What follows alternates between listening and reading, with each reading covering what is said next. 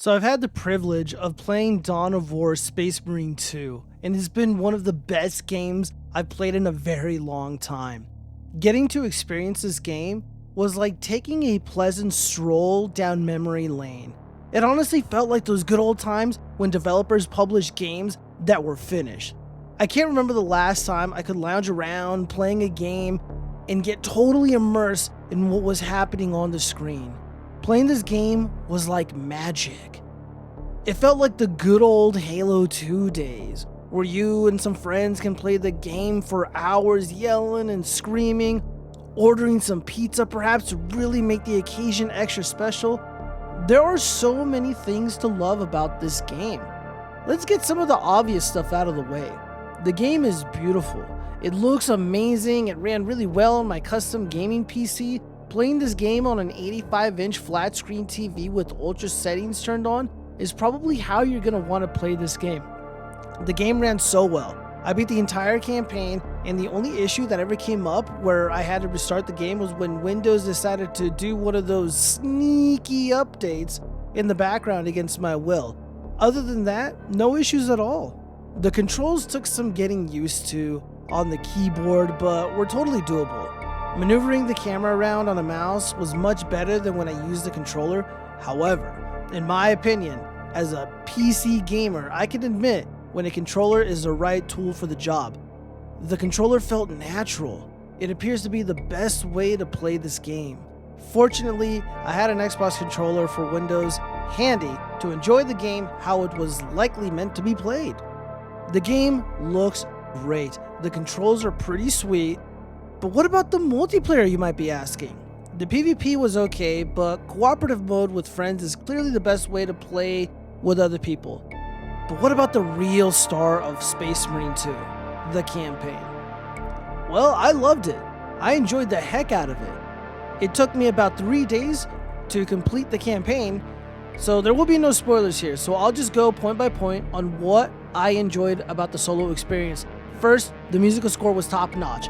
It should help to immerse the player in the story easily. Obviously, it's visually stunning, as stated before. The voice acting is pretty good.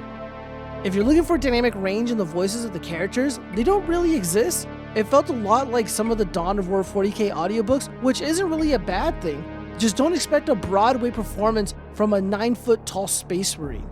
The story is coherent, progresses smoothly, it's easy to digest, and the set pieces, which are beautiful as I stated earlier, really place you in the very large shoes of the protagonist. The characters remain stoic, heroic, and brave throughout the whole campaign. However, they're still dynamic characters, and they do grow and change as the story unfolds and gets more exciting, which is very important to demonstrate, or else people will find the characters boring and stale, and the story will move along very slowly. But perhaps the most interesting thing, and maybe the best thing about Space Marines 2, is how nostalgic people are feeling playing this game.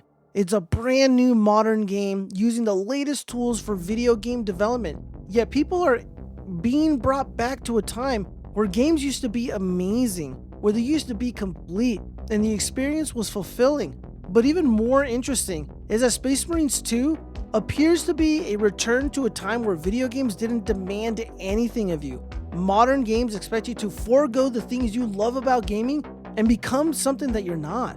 Many modern game developers and studios don't just want you to give them money and play their stupid games. They want you to be an ally, an ambassador for their far leftist politics. They create games which are vehicles for delivering democratic policies to a captured audience, and it's sickening. New video games like Concord, Dustborn, Fortnite, Wolfenstein, and many others are too woke and don't stop beating wokeness into the minds of their customers. It sucks and it's off-putting. Video games didn't really used to push an agenda onto its customers. There are exceptions, and it has been done tastefully, but these days it's too blatant, soulless, and obviously a ploy to get people to support regime propaganda, and it's unbelievably lame. I work 10 to 12 hours a day. When I get home, I just want to fire up my gaming PC, holler at the boys to join my lobby, and smash some alien scum. I don't want to hear about trans kids, empathy, diversity, racial harmony, or any other woke garbage current thing the fake news media wants me to care about. For the love of God, we just want to play games. And this is what Space Marines 2 is. It's a return to the good times. It's an ode to masculinity, which has oddly been under attack for a number of years and absent from pop culture slop produced and published in modernity. People can feel good about buying this game, where the publishers aren't spitting in your face and whacking you over the head with woke nonsense. Any game that is good, that doesn't preach leftist propaganda, will receive unwavering support from me. I paid for this game and it felt awesome. The experience was great. Truly a breath of fresh air. It feels like the knee of wokeness is on my neck and it's been lifted off of me. I can finally breathe again.